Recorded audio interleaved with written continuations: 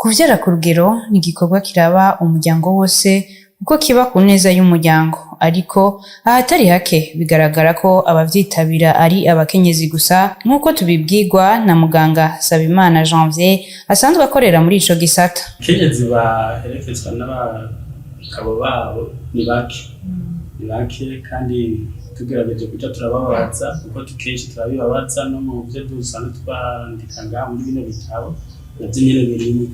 Iyo tubabajije batwara yuko abagabo babaje kurondera, hakabaho n'igitigiri c'abantu bakeya bavuga yuko abagabo babo batavyo bakeneye ko bamenya bivanye n'ibi vy'amashengero usanga twinjiramo, ugasanga yaje umugabo wiwe atabizi ari mu buryo bwo kwinyegeza, umugabo wiwe ukabona yuko ariko araja mu bintu yumva kandi yashaka.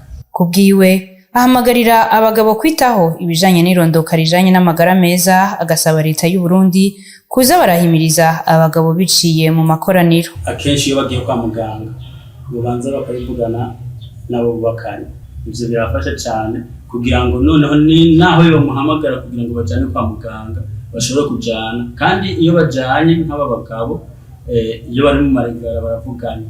Iyo duparuvenye rero kuronka abo bantu baza naho baba bake tukaja turabigishiriza hamwe n'abakenyezi babo, vyofasha cane yuko bari mu marigara babiganirako, ugasanga birafashije biradugije igitigiri c'abantu bitaba ubwo buryo.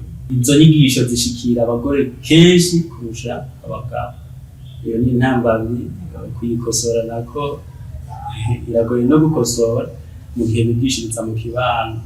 Mugabo yaba harabaho amasensibilisation abera nko ku ahantu hari abantu ibibanza rusange bafate nk'amasoko, hakabaho izo nyigisho abantu bakaja barazumva, leta ikategura abantu bakwiye kuja barigisha abo bantu. Ivyo bikaba biruko mu gihe ibice 40% vy'abarundi ari urwaruka ruri musi y'imyaka 15.